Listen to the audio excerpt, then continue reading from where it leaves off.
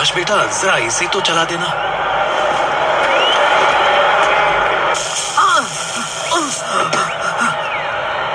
आकाश, तू ठीक तो है ना बेटा?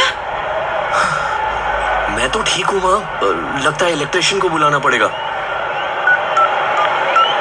हेलो। तो आपने कहा आपके घर में बार बार शॉक लगते हैं। जी हाँ, जरा देखिए तो। आपको तो इंश्योरेंस की जरूरत है। हमारे पास ऑलरेडी इंश्योरेंस है, आप यहाँ चेक कीजिए ना। सर जी, मैं उस इंश्योरेंस की बात नहीं कर रहा। फिर किस चीज की बात कर रहे हैं? नो शॉक इंश्योरेंस, जो कुछ होने के बाद नहीं, पहले से ही काम करे। मतलब no shocks, complete security, RCCB। ये है तो सही, ये तो MCB है। RCCB मतलब रेसिडुअल करंट सर्किट ब्रेकर, जिसको ELCB यानी कि अर्थ लीकेज सर्किट ब्रेकर के नाम से भी जाना जाता है। ये एक ऐसा इलेक्ट्रिकल सेफ्टी डिवाइस है जो इलेक्ट्रिसिटी लीकेज होते ही तुरंत और ऑटोमेटिकली इलेक्ट्रिसिटी सप्लाई बंद कर देता है। इलेक्ट्रिसिटी लीकेज वो कैसे होता है? RCCB ये चेक करता है कि सिस्टम में जितना इनकमिंग करंट फेज लाइन से जाता है, उतना ही आउटगोइंग करंट न्यूट्रल लाइन से आए। मान लीजिए 10 एम्पियर का करंट फेज लाइन से जाता है, पर न्यूट्रल लाइन से सिर्फ 9.9 एम्पियर ही आता है, तो इसका मतलब 0.1 एम्पियर करंट लीक हुआ है।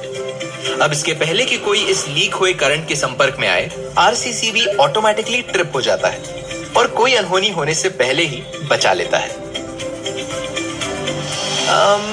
ये देखिए, ये है लीकेज की वजह। ऐसे ही कभी कोई वायर बेंड होने पर या कट होने पर इलेक्ट्रिसिटी लीक होती है।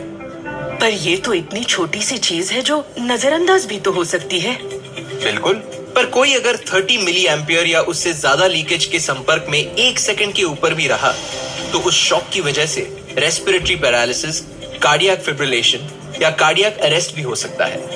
अब ये कितना रिस्की होगा, वो करंट की इंटेंसिटी, समय, वोल्टेज, फ्रीक्वेंसी, जगह और इंसान के हेल्थ पे डिपेंड करता है। और तो और लीकेज से इलेक्ट्रिकल फायर भी हो सकता है। आपकी वायरिंग और इलेक्ट्रिकल अप्लायंसेस भी जल सकते हैं।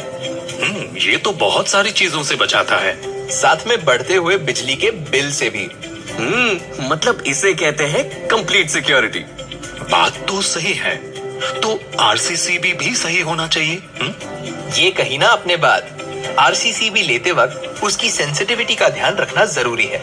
अलग अलग जरूरतों के लिए इसमें अलग अलग ऑप्शंस होते हैं। और RCCB लेते वक्त दूसरी चीज जो ध्यान में रखनी पड़ती है, वो है अर्थिंग। और हाँ, RCCB सही काम कर रहा है या नहीं, ये भी उसका T बटन प्रेस करके चेक करना चाहिए।